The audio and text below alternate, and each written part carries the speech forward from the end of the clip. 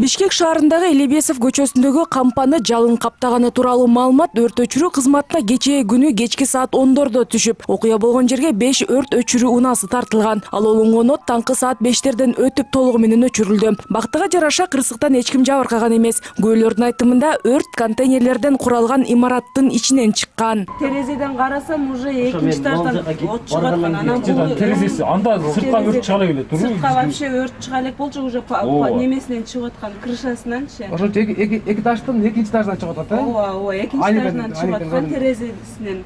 Анан кийин биз бул кичинекей үйгө өтпөсүн, өтүп кетсе биз жака дагы өтөт деп туруп анан пожарный чакырганбыз да. Пожарный чакырганда уже алар келгенде уже бул кичинекей үйгө өтүп баштаган болчу да. Жалын 900 чарчы метр аянтты жалмап кеткен. Кырсыктан канча материалдык чыгым болгону азырынча белгисиз. Экспертиза иштери жүрүп жатат. Кампадан келип чыккан өрттүн себеби такталууда. Биздин өзгөчө кырдаалдар министринин сыноо лабораториясы тарабынан тиешелүү иш-чаралар аткарылып жатат. Эгер кандайдыр бир маалымат болсо, биз дагы кошумча маалымат беребиз. Түн ичинде чыккан өрттөн кийин кийимгече сакталган кампанын абалы мына ушундай. Бул жерде сакталган товарлардын жарымы күйүп кеткен. Ошондой эле жанаша жайгашкан 3 кабаттуу контейнерлерден турган бул имараттагы өрттөнүп жок болгон. Бул жердин чатыры жалаң жыгачтардан тургандыктан баары күлгө айланган. Жеринде өзгөчө кырдаалдар министрлигинин атайын адистери иштеп жатат. Өрт эмнеден улам чыккандыгы такталууда. Өрттөнгөн имарат бир адамга тиешелүү. Ал жерде мейманкана болгону айтылууда. Бир бөлүгү болсо кампа иретинде ижарага берилген экен. Ишкерлер Кореядан секонд-хенд товарларын ушул кампага түшүрүп, андан соң аймактарга таратып келишкенин айтышат. Ижарачылардын айтымында миллиондогон сомго бааланган товарлары күйүп кетти. Сени саккен ошондо көрүп, экинчи этаж күйүп аткан, анткени бияк күйүп элек болчу. Анан беде мойкада да балдар айтып атат. Ерлан ошо бияктан сага жалын сен скатты көрсө чаап баратат деп күйүп атат. Эми сабыр кылып жетишип калдың, бирок пожарный келе элек, сеники уже күйүп баратат дейт.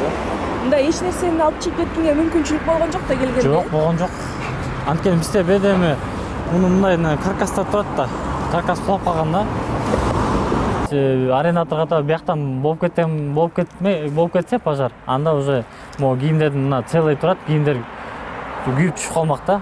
Имарат алоолонуп күйүп жатканда кампанын ээсине кабар берилсе дагы ал келген эмес. Ижарачылар телефону өчүк болуп жатканын айтышууда. Бүгүн күйгөн кампанын жанында анын ээсинин досу гана жүрдү. А хозяин придет? Наверное, придет. Он вчера был здесь? Не знаю. Спиральде иштеген сайбайбыз. Биз келебиз, магазин, скажем, бизден неме товар сураса келебиз, ачабыз, товарын беребиз, кайра кетип калабыз да жаап коюпчу. Бул жакта биз турбайбыз деле. Не себептен экенин билбей атам. Бул мен оюмча булар жактан өтө деп ойлойм, потому что бияктан бизде эчтеке жок күйүп турганчы, биз жакта. Бир нече жолу айткан бул эмегечи, хозяин эмекечи, имараттын кожоюнуначы. Бул жак сиздики жыгачтан жазалаган экен баары тең.